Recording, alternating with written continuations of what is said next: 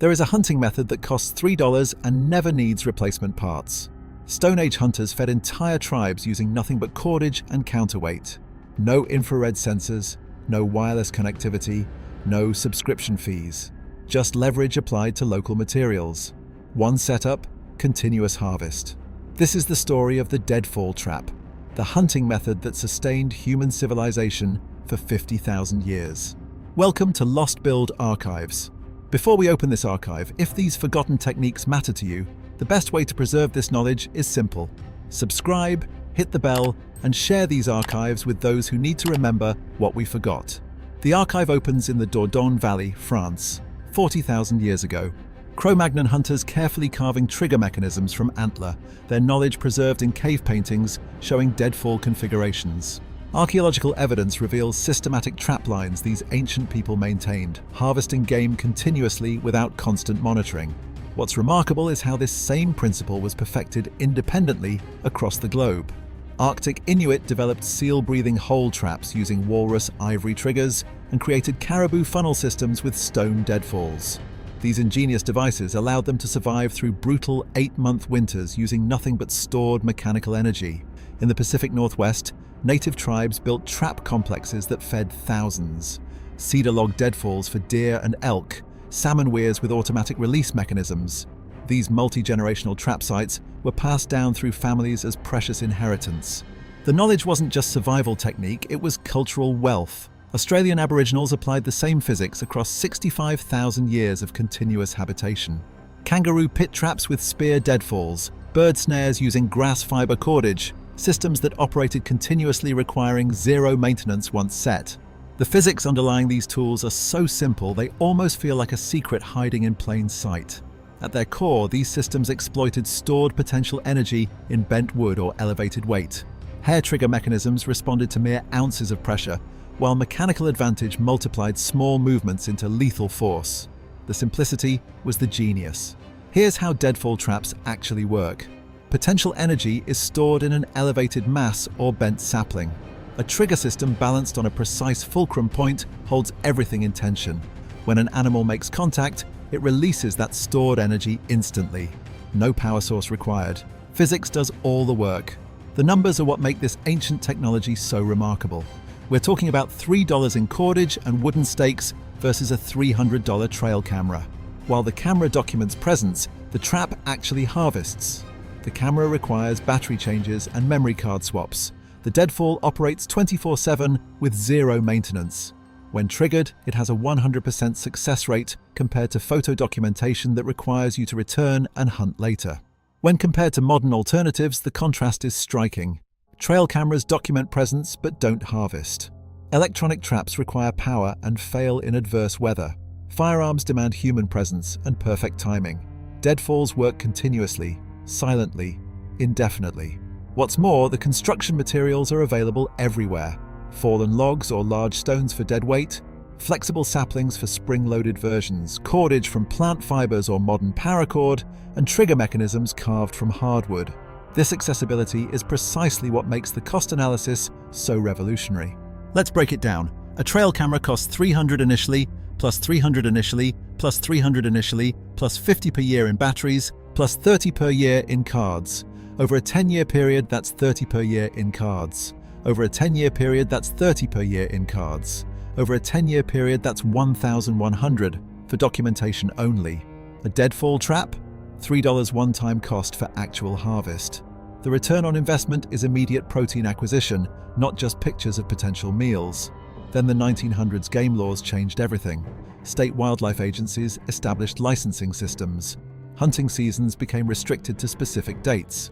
Trap types were regulated to so-called humane methods only.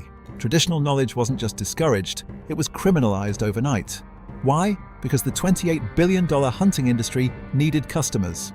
Sporting goods companies selling equipment annually, ammunition manufacturers requiring ongoing purchases, and a trail camera industry worth $1.2 billion by 2020 all had financial interest in maintaining dependency.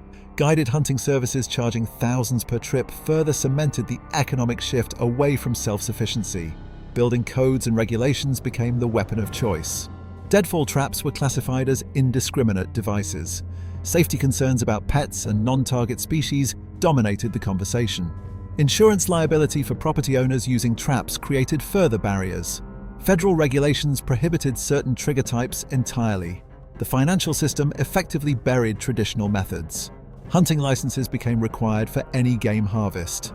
Trap registration and inspection requirements added bureaucratic hurdles. Liability insurance policies specifically excluded traditional methods. Property restrictions in suburban and urban areas made practice nearly impossible. What's most insidious is that the suppression wasn't dramatic. It was bureaucratic.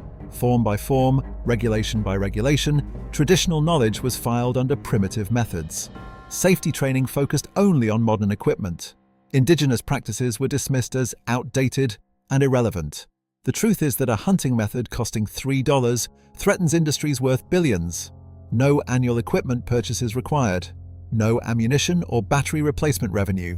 No guided service fees or license renewals. Complete self-sufficiency in protein acquisition undermines the entire economic model of modern hunting.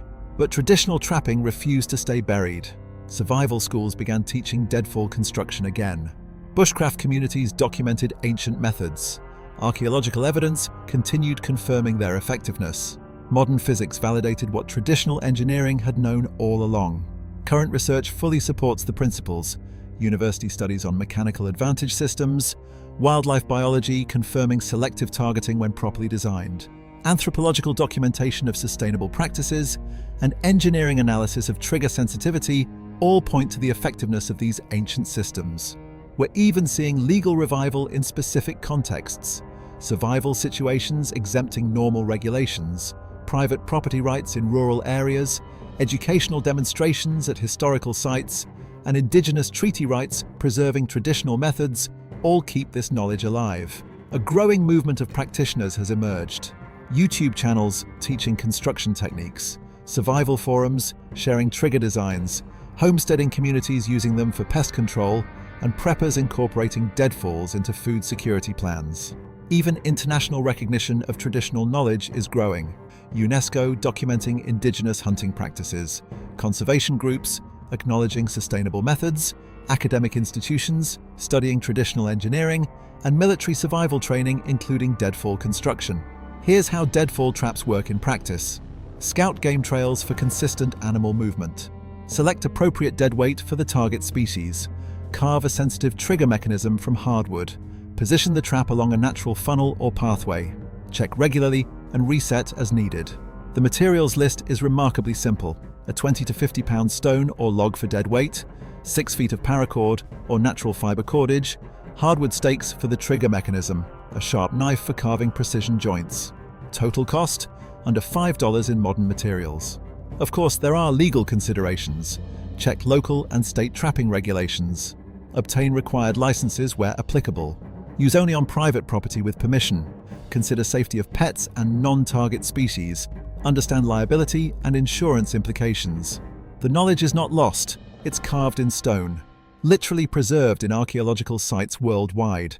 Documented in survival manuals and traditional texts. Practiced by indigenous communities maintaining their rights. Available to anyone willing to learn physics and patience. What shocked you most about this ancient hunting method? Tell me in the comments.